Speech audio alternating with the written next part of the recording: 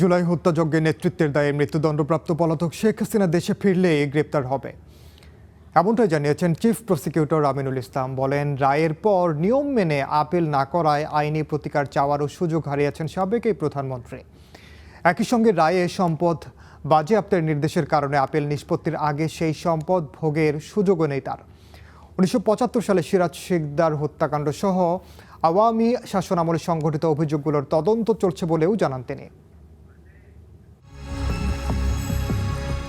মৃত্যুদণ্ডের রায় মাথায় নিয়েই ভারতে অবস্থান করছেন সাবেক প্রধানমন্ত্রী শেখ হাসিনা। 24-এর 5 আগস্ট দেশ ছেড়ে যাওয়ার পর বিভিন্ন সময় নানা ইস্যুতে বক্তব্য দিয়েছেন তিনি। সর্বশেষ একটি আন্তর্জাতিক গণমাধ্যমে ডিসেম্বরে দেশে ফেরার বিষয়ে মন্তব্য করেন শেখ হাসিনা। সেই বক্তব্যের প্রতিক্রিয়ায় আন্তর্জাতিক অপরাধ ট্রাইব্যুনালের চিফ প্রসিকিউটর আমিনুল ইসলাম জানান, সরকার কূটনৈতিকভাবে তাকে দেশে ফিরিয়ে আনার চেষ্টা চালিয়ে যাচ্ছে। সরকার তো তাকে চাচ্ছে, আদালতের রায় বাস্তবায়নের জন্য সরকার তো নিজেই চিঠি দিচ্ছে, তো তিনি ডিসেম্বর মাস পর্যন্ত সময় নিচ্ছেন কেন?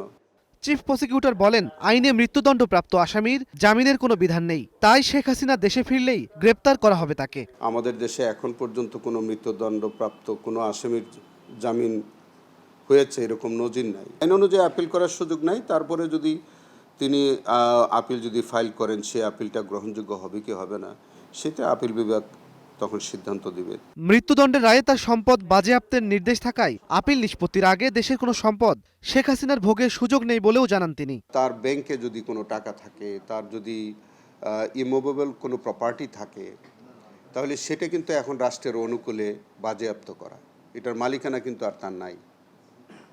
অতএব তিনি কোনো সম্পদ তার বুক দখলেও রাখতে পারবেন না, কোনো সম্পত্তি তিনি হস্তান্তর বা অন্য কোনো রকমের বুক ব্যবহার তিনি করতে পারবেন না। এদিকে 1975 সালে সর্বহারা পার্টির নেতা সিরাজ শিকদার হত্যাকাণ্ড সহ আওয়ামী লীগের শাসন আমলে সংঘটিত অভিযোগগুলো তদন্ত চলছে বলে জানিয়েছেন চিফ প্রসিকিউটর। আওয়ামী লীগের বিরুদ্ধে তো আমাদের ইনভেস্টিগেশন শুরু হওয়ার আগেই সিরাজ শিকদারের পরিবার থেকে অভিযোগ দায়ের করা হয়েছে, সেটাও আমরা খতিয়ে দেখছি।